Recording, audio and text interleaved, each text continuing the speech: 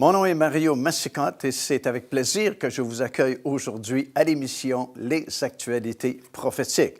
Aujourd'hui, nous allons nous rendre sur le sommet de la montagne des Oliviers, qui est en face, bien sûr, de la vieille ville de Jérusalem. Et comme on a mentionné précédemment, cette troisième saison que nous sommes en train d'enregistrer est un petit peu différente des autres années, puisque nous nous sommes rendus dans le pays d'Israël afin de tourner certaines images là-bas et enseignements qui nous permettent de voir les endroits où s'accomplissent les prophéties de la Bible concernant les derniers jours et le retour de notre Seigneur Jésus-Christ. Alors, comme je viens de mentionner, nous allons nous rendre plutôt dans la ville de Jérusalem et nous allons nous rendre sur le sommet de la montagne des Oliviers où, bien sûr, nous avons une vue magnifique sur la vieille ville de Jérusalem puisque nous sommes du côté est et nous sommes juste en face de la porte dorée et de l'autre côté de la porte dorée se trouve évidemment l'esplanade du Temple sur lequel est construite présentement la mosquée d'Al-Aqsa et le dôme du Rocher. Et vous avez ce grand espace vide qui est au nord du dôme du Rocher. Et c'est vraiment une ville magnifique. Et lorsque le soleil se lève, le matin se lève toujours à l'est, bien sûr, et ces rayons dorés frappent la vieille ville de Jérusalem, qui est construite avec ces pierres-là qu'on appelle la pierre de Jérusalem, bien, ça fait un reflet doré vraiment exceptionnel. Et si vous avez, si vous vous êtes procuré à l'époque où on l'avait fait imprimer le livre « Le miracle d'Israël », bien, la photo que vous avez sur la jaquette du livre a été prise justement du sommet de la montagne des Oliviers. Nous nous étions levés très tôt le matin pour être bien sûr de ne pas manquer le lever du soleil sur la montagne des Oliviers. Et lorsque le soleil est apparu avec ses rayons dorés qui frappaient la vieille ville de Jérusalem, le photographe qui était avec nous, qui était le président mondial à l'époque des photographes panoramiques, a pris cette photo-là de la vieille ville de Jérusalem. Et c'est vraiment une belle photo et c'est vraiment une belle ville, la ville de Jérusalem. Jésus s'est tenu souvent sur la montagne des Oliviers avec ses disciples et c'était le lieu de son dernier rendez-vous après sa résurrection.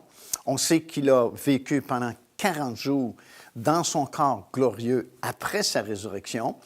On sait qu'il apparaissait, disparaissait presque à volonté et il s'est rendu dans différents endroits avec ses disciples aussi, à Tibériade par exemple, sur le bord de la mer de Galilée, à Jérusalem, il y a d'autres endroits, et qu'il est apparu à différents disciples et même plus de 500 frères à la fois, comme nous dit l'apôtre Paul. Mais à la fin de ces 40 jours, il est revenu à Jérusalem et il a réuni ses disciples justement sur la montagne des Oliviers, là où il s'était tellement tenu avec eux durant son ministère terrestre, durant ces 3 années ici-bas sur la terre. Et c'est là également que se trouvait ce qu'on appelle l'autel profane, qui était situé juste à la limite du territoire qui était considéré comme saint. Vous savez, il y avait un périmètre de 2000 coudées autour du tabernacle et du temple autrefois. Et à l'intérieur de ce périmètre-là de 2000 coudées, c'était considéré comme un territoire saint. Et à l'extérieur de ce périmètre-là, c'était considéré un lieu profane. Et c'est pourquoi la Bible nous dit que Jésus a souffert hors la porte, et il a été crucifié à l'extérieur. Et à l'extérieur, il y avait cet autel profane vers le sommet de la montagne des Oliviers où on faisait certains sacrifices, dont le sacrifice de la génisse rousse, qui n'était pas fait sur l'autel des sacrifices sur l'esplanade du Temple, mais plutôt sur cet autel profane qui était situé dans le lieu profane vers le sommet de la montagne des Oliviers. Alors, nous allons nous rendre justement sur cette montagne-là, et nous allons voir une vue magnifique, premièrement, sur la vieille ville de Jérusalem qui se trouvera derrière moi, mais aussi pour entendre l'enseignement de la parole du Seigneur, ce qui est arrivé lorsque Jésus, avec ses disciples, s'était rencontré à la toute fin sur le sommet de la montagne des Oliviers. Alors, on va se transporter en Israël et on se rend sur le sommet de la montagne des Oliviers.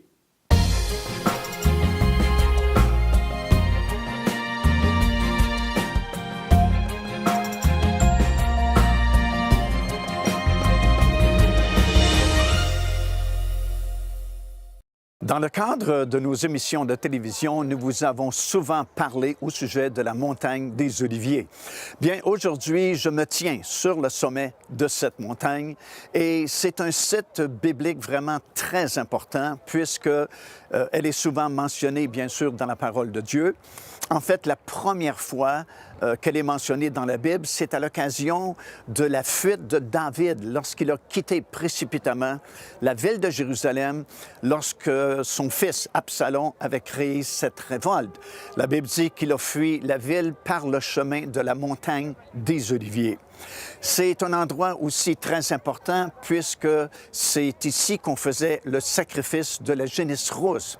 Vers le sommet de la montagne, il y avait cet autel qu'on appelait l'autel du lieu profane parce que, bien sûr, autour du tabernacle et du temple, autrefois, il y avait un périmètre de 2000 coudées et à l'intérieur de ce périmètre-là, c'était considéré comme un lieu saint. Le lieu était sanctifié à cause du temple. Et à l'extérieur du périmètre de 2000 coudées, c'était considéré comme un lieu profane.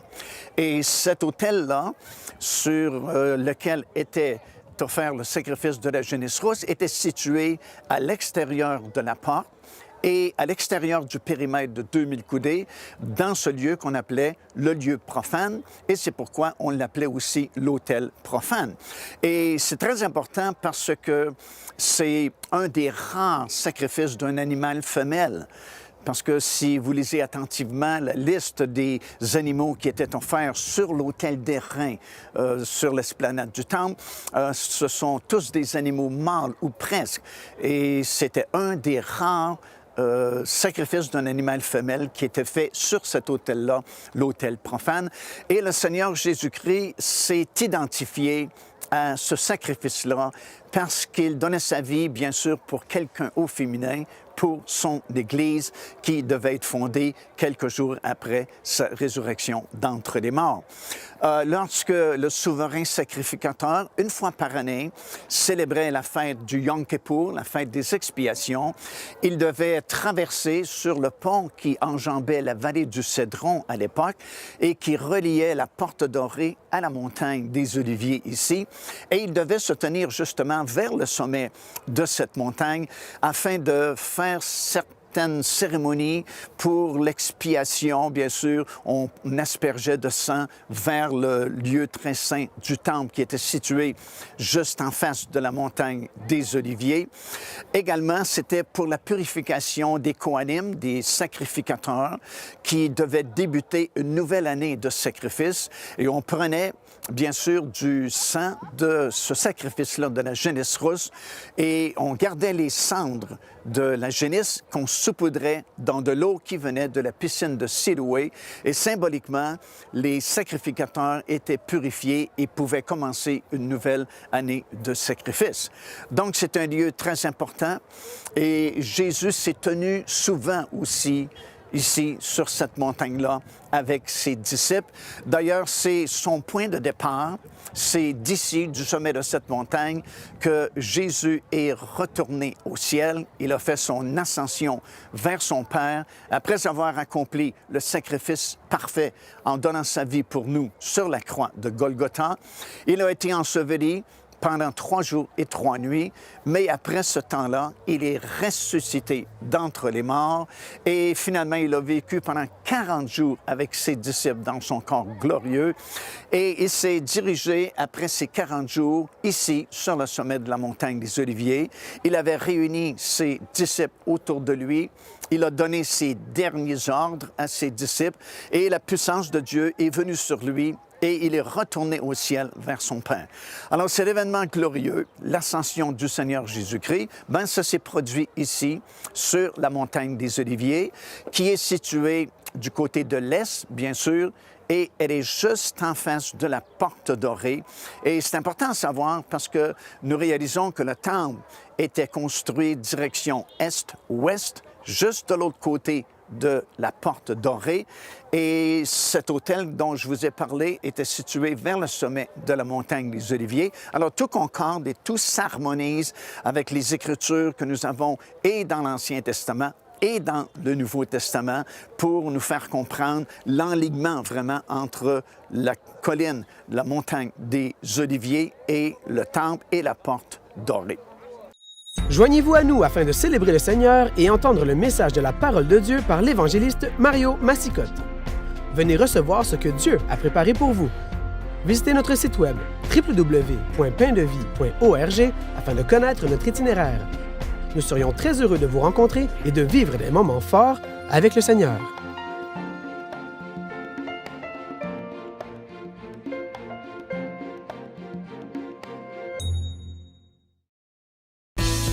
Procurez-vous cet enseignement disponible dès maintenant sur notre site web au www.paindevie.org. En visitant notre boutique web, vous pourrez commander ou même télécharger les enseignements.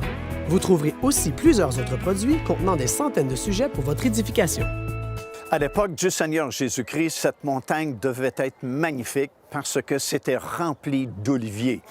Aujourd'hui, malheureusement, la plupart des oliviers ont été coupés et c'est devenu un cimetière juif ici. Mais à l'époque, ça devait être de toute beauté et on peut comprendre pourquoi Jésus et ses disciples se rencontraient souvent dans le flanc de la montagne des Oliviers. Il y avait également 2 petits villages bibliques situés justement dans le flanc de cette montagne-là, Béthanie et Bethpagée. Et on sait que souvent Jésus était à Béthanie, chez Marthe et Marie et Lazare. D'ailleurs, c'est là où il s'était rendu quelques jours avant cette journée-là où il devait se présenter officiellement à Israël pour être accepté comme le roi d'Israël et permettre l'établissement du royaume de Dieu sur la terre.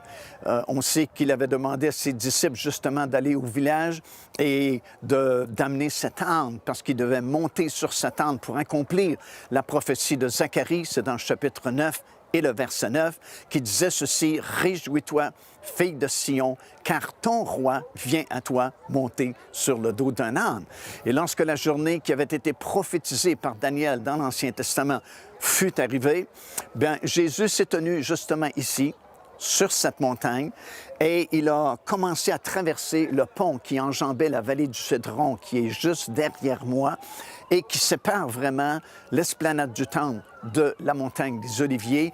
Et la foule qui était là, et c'était une très grande foule parce que Dieu s'était arrangé justement pour que ce soit la plus grande foule afin que le plus grand nombre possible puisse être là et assister à l'entrée triomphale du Seigneur dans la ville de Jérusalem.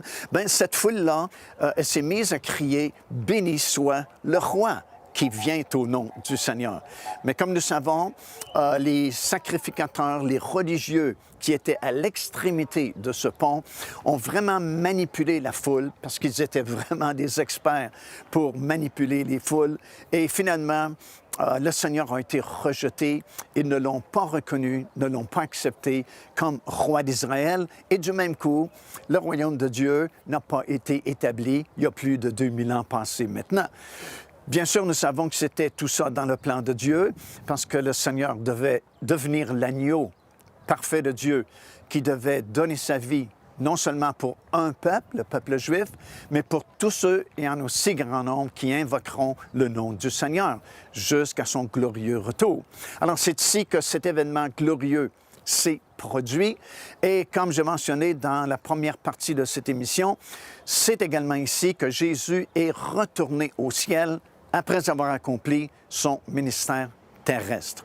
Nous savons que Jésus a fait son ministère public dans à peu près la durée de 3 ans. Après ces 3 années, comme j'ai bien de mentionner, il s'est présenté comme roi à Israël. Il a été rejeté. À ce moment-là, nous étions exactement à 4 jours de la fête de la Pâque et 4 jours plus tard, Jésus est saisi dans le jardin de Gethsémani, jugé rapidement et condamné à mort et crucifié sur la croix, sur la montagne de Golgotha. Mais tout ça, c'était dans les plans de Dieu. Il devait donner sa vie pour le monde entier afin que quiconque puisse invoquer le nom du Seigneur, puisse être sauvé. Il a été enseveli pendant 3 jours et 3 nuits selon les prophéties, encore une fois, de la Bible. Et 3 jours et 3 nuits plus tard, il est glorieusement ressuscité d'entre les morts. Et ce premier jour de la semaine, les femmes sont venues au tombeau afin d'embaumer le corps de Jésus. Mais à leur grande surprise, la pierre était roulée, le tombeau était vide, Jésus n'était plus là, parce qu'il était ressuscité, comme il l'avait promis, comme il l'avait annoncé, et comme les prophéties l'avaient aussi donné dans l'Ancien Testament.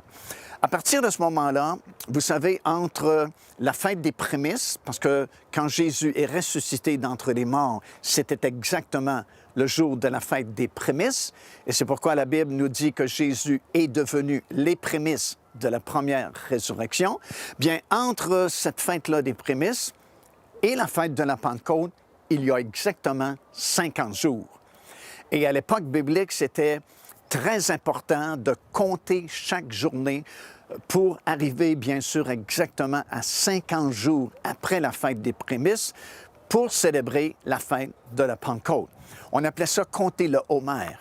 Alors, à chaque journée, à partir de la fête des prémices, on débutait le comptage. On disait journée numéro 1, journée numéro 2, journée numéro 3, jusqu'à la 50e journée. Et c'était alors la célébration de la fête de la Pentecôte. Alors, Jésus est ressuscité d'entre les morts le jour de la fête des prémices. Donc, nous sommes au premier jour du comptage du Homer qui va s'étaler jusqu'à 50 jours plus tard. Puis, nous apprenons que Jésus s'est montré à ses disciples pendant ces 40 jours-là, apparaissant, disparaissant et vivant avec eux dans son corps glorieux pendant ces 40 jours de gloire. Et pendant ces 40 jours de gloire, il est apparu à ses disciples, il est apparu à ses apôtres, il est apparu à Pierre seul, comme nous lisons dans les Écritures, il est apparu à Jacques, lui seul, il est apparu aux disciples qui retournaient vers le village d'Emmaüs, il est apparu, bien sûr, la première fois à Marie, qui était là dans le tombeau et qui se demandait bien où était Jésus. Les anges avaient dit, il n'est plus ici, il est ressuscité. Et les femmes ont été satisfaites de la réponse des anges, sauf Marie, qui se demandait, oui, d'accord, il n'est pas là, mais où est-il? Je veux le voir. Et comme nous savons bien, il était juste derrière elle, habillé de cette longue robe, comme les jardiniers à l'époque étaient revêtus. Et tout naturellement, Marie a pensé que c'était le jardinier, parce que entre le tombeau et la montagne de Golgotha, il y avait ce magnifique jardin qui existait à l'époque. Et si vous visitez Golgotha aujourd'hui, vous allez voir encore ce jardin qui est toujours là entre le tombeau et la montagne de Golgotha. Et elle pensait que c'était le jardinier, mais en réalité, c'était Jésus qui apparaissait pour la première fois à Marie. Mais pendant 40 jours, il s'est montré à ses disciples. Même l'apôtre Paul dit qu'à une certaine occasion, il est apparu à plus de 500 frères à la fois. Et 40 jours plus tard, il se retrouve ici, sur le sommet de la montagne des Oliviers, et pendant qu'il va donner ses derniers ordres à ses disciples, et surtout de ne pas quitter la ville de Jérusalem, mais d'attendre ce qu'il avait promis de la part du Père, parce que dans peu de jours, dit-il, vous serez baptisés du Saint-Esprit. Au moment où il a terminé de donner ses derniers ordres, la puissance de Dieu est venue sur lui, et du sommet de la montagne ici, il est monté dans les airs, jusqu'à ce qu'un nuage, la Bible dit, le dérobe à leurs yeux. Et instantanément, il s'est retrouvé à la droite du Père là-haut dans le ciel. Eux, ils se sont rendus à Jérusalem, dans la chambre haute, et ils ont attendu, bien sûr, 10 jours, parce qu'il restait exactement 10 jours pour compléter les 50 jours entre la fête des prémices. Et 10 jours plus tard, dans cette chambre haute, exactement à 9 heures le matin, comme c'est écrit dans le livre des Actes des Apôtres, un vent impétueux est entré dans la chambre haute. Des langues de feu se sont posées au-dessus des 120 disciples qui étaient là réunis, et ils furent tous baptisés du Saint-Esprit, selon que la promesse avait été donnée. Et en cette journée-là, la fête de la Pentecôte a été vraiment accomplie. Mais ce qui est encore plus glorieux pour nous, c'est que le Seigneur Jésus-Christ a fait cette promesse de revenir. Il est parti au ciel il y a plusieurs années passées, mais il a promis de revenir. Et devinez quoi? il a promis de revenir exactement au même endroit d'où il est parti, c'est-à-dire sur le sommet de la montagne des Oliviers. Là où je me trouve présentement, très bientôt maintenant, le Seigneur Jésus-Christ va revenir.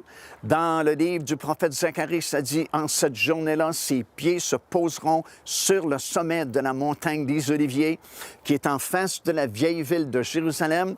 Et Zacharie déjà a prophétisé que la montagne se fendra en deux, et une grande vallée sera formée, et Jésus-Christ, le roi des rois, le Seigneur des seigneurs, sera de retour. Il établira son royaume qui ne passera jamais, et nous allons revenir avec lui. Si nous sommes fidèles, si nous gardons la foi jusqu'à la fin, tous les rachetés de l'Éternel seront avec lui, parce qu'encore une fois, le prophète Zacharie dit, lorsqu'il va revenir, il ne reviendra pas seul, mais avec tous ses saints, et nous serons dans notre corps glorieux, nous aussi, et nous régnerons avec lui pour l'éternité. Devenez partenaire avec ce ministère par votre soutien financier et aidez-nous à planter le flambeau de l'Évangile à travers le monde entier. Vous recevrez un enseignement audio à tous les mois de la part de l'évangéliste Mario Massicotte, ainsi que notre bulletin de nouvelles prophétiques incluant des enseignements bibliques, des nouvelles du ministère et des commentaires sur les actualités prophétiques. Débutez dès aujourd'hui en visitant notre site web www.paindevie.org ou par courriel à info@paindevie.org ou en nous écrivant à Pain de Vie, casier postal 426 800, Square Victoria, Montréal, Québec, H4Z 1J7.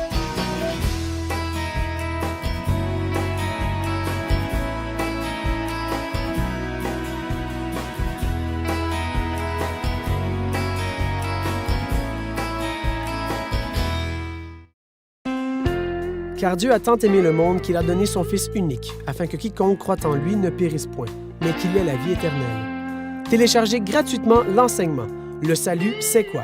en visitant notre site web www.paindevie.org et recevez la grâce merveilleuse que Dieu vous offre. Alors, comme nous avons pu le constater, on a vraiment une prise de vue extraordinaire de la vieille ville de Jérusalem lorsque nous nous tenons sur le sommet de cette montagne des Oliviers. C'est un endroit vraiment stratégique, un bel endroit, et c'est surtout l'endroit où Jésus a quitté cette terre pour retourner vers son Père là-haut dans le ciel.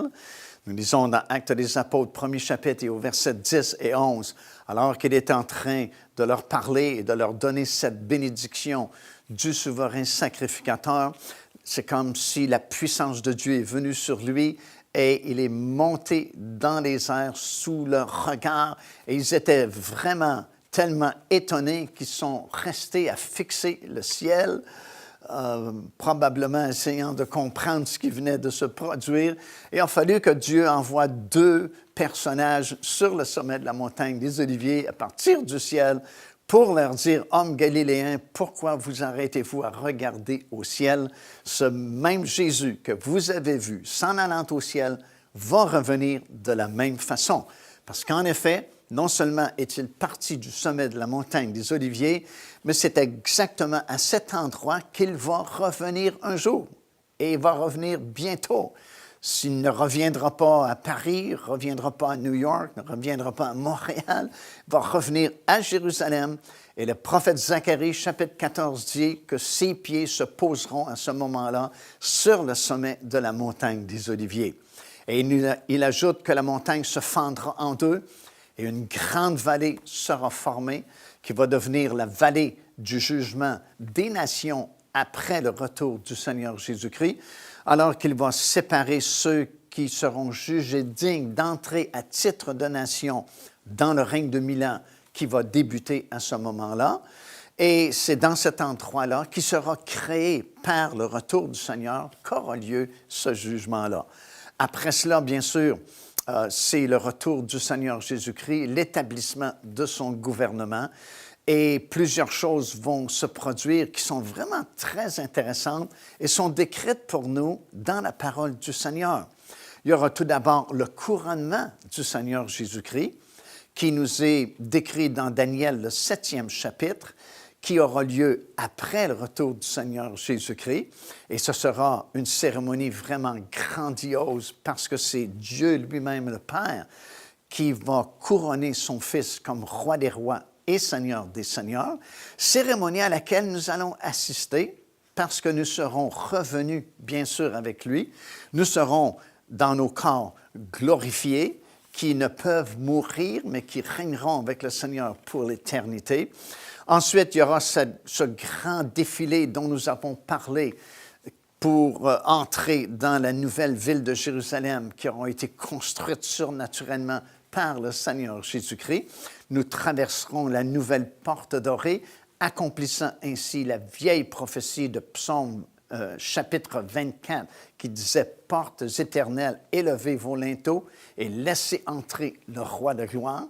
Alors, le roi de gloire, qui avait été rejeté autrefois, va pouvoir accomplir cette prophétie-là. Et après, bien sûr, c'est le mariage tant attendu de l'agneau avec sa glorieuse épouse, qui sera suivi, bien sûr, du festin des noces de l'agneau, qui auront lieu sur le sommet de la montagne de Sion, ici sur la terre. Ésaïe, le prophète, est très clair à ce sujet-là. Puis après cela, ce sera la célébration de la dernière fête du calendrier de Dieu, la fête des tabernacles, qui va coïncider avec la cérémonie d'ouverture du millénium, le règne de 1000 ans, où nous allons recevoir nos récompenses et les règnes qui nous seront distribués, alors que les villes seront reconstruites et que les enfants de Dieu qui auront été fidèles, on leur attribuera le gouvernement de 5 villes, de 10 villes, une ville. D'autres ne régneront pas parce qu'ils n'ont pas été jugés fidèles durant leur pèlerinage ici-bas.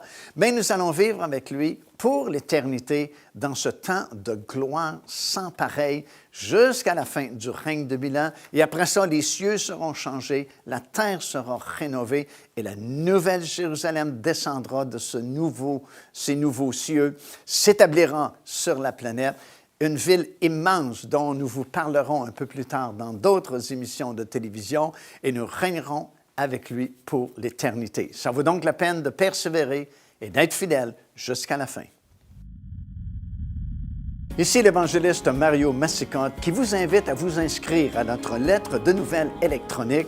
Et pour ce faire, il suffit de visiter notre site web au www.paindevie.org et tout en haut à la droite de votre écran, vous allez voir cet onglet sur lequel vous cliquez et vous vous inscrivez tout simplement. Ça vous permettra de recevoir des nouvelles du ministère de Pain de Vie et en même temps recevoir le bon enseignement de la parole de Dieu. Faites-le donc aujourd'hui même.